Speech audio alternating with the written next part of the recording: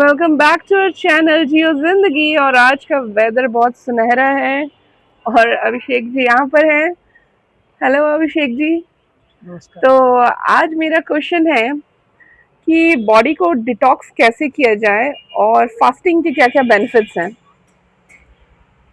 देखिए फास्टिंग पे ना हमारा जो सनातन धर्म है वो भी बहुत बात करता है।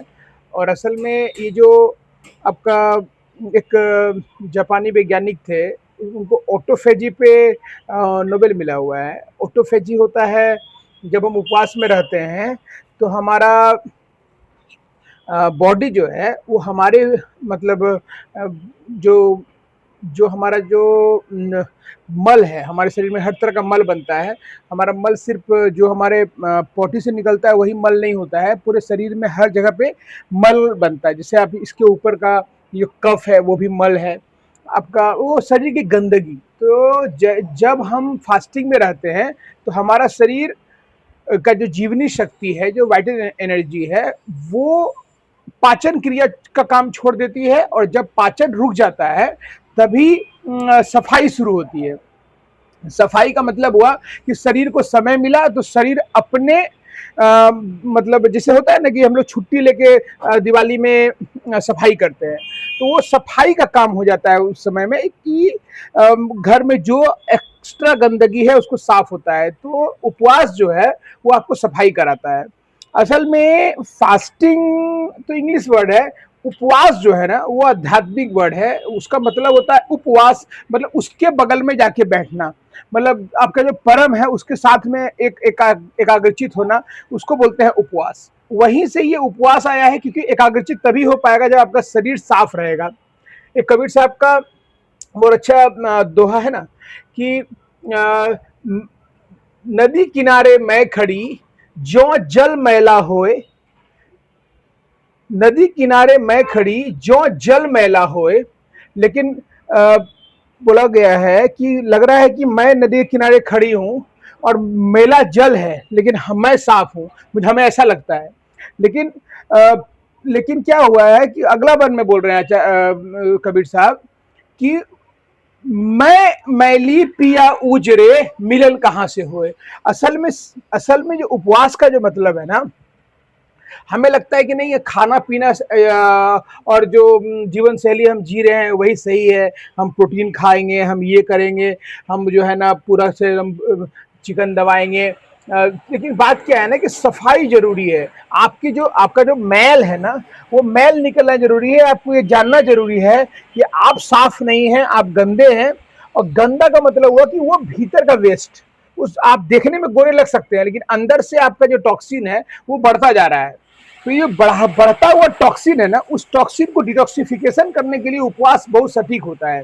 तो उपवास जो है, नेचुरल हाइजीन जो है ना, वो जल पे फास्टिंग करने के लिए ज़्यादा जोर देता है। क्योंकि ड्राई फास्टिंग जो होता है जिसमें पानी भी नहीं पिया जाता है, वो थोड़ा किसी के गाइडेंस में किया जाता है, वो ऐसे नहीं कर सकते हैं आप। तो सबसे अच्छा फलाहार है। फलाहार एक तरह का उपवास ही है। और फलाहार में आप यदि वाटर रिच फूड खाते हैं और लगातार और वाटर रिच फूड में रहते हैं तो वो भी आपका डिटॉक्सिफिकेशन करता है। तो फलाहार बहुत अच्छा उपवास है। उसके बाद आप सिर्फ वाटर फास्टिंग भी कर सकते हैं, उससे भी बहुत, जैसे जैसे बुखार या कोई भी चीज़ जैसे एक्यूट डिजीज यदि आ जाता है एक बार में, तो आप कभी भी उपवास करके देखिएगा। आपको यदि फीवर है, यदि आपको सर्दी खांसी है, माथा में दर्द है, कोई भी तरह का चीज़ है, तो आप सुबह से लेके सिर्फ पानी पे रह जाइए, सिर्फ पानी पे। आपको भूख लगेगी, आपको पानी पीनी है। पानी पानी पीते ही क्या होगा ना कि आप देखिएगा कि आपका भूख जो है ना खत्म हो जाएगा। पानी पीने के बाद भूख खत्म हो जाएगा। अब शरीर को जैसे समय मिलेगा तो ऑटोफेजी शुरू होगा और आपका सफाई हो जाएगा। और जो बुखार है ना, वो भी एक तरह का डिटॉक्सिफिकेशन ही है हमारा शरीर का, तो वो हेल्प करता है। इसको मैं एक उदाहरण से बता सकता हूँ। जैसे आपकी बीवी घर में काम कर रही है और झाड़ू दे रही है, और झाड़ू देना वो डिटॉक्सिफिकेशन है एक तरह का।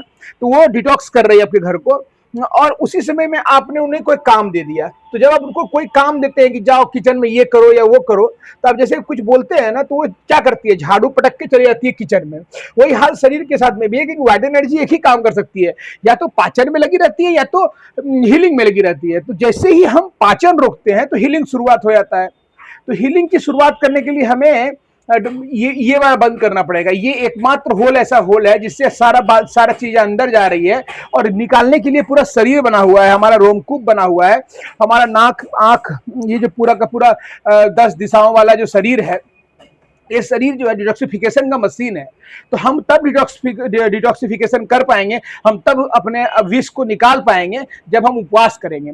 उपवास एक सटीक विधि है, उसके बारे में समझना पड़ेगा। और समझने का मैं समझाना चाहूँ तो यही है कि आपको फ्रूट पे फास्टिंग करना चाहिए, वाटर पे फास्टिंग करना चाहिए। ड्राई फास्टिंग जो है वो थोड़ा सा हानिकारक है, वो मतलब लंबा समय तक नहीं करना चाहिए और किसी के गाइडेंस में करना चाहिए। धन्यवाद। चलिए, thank you, thanks for watching.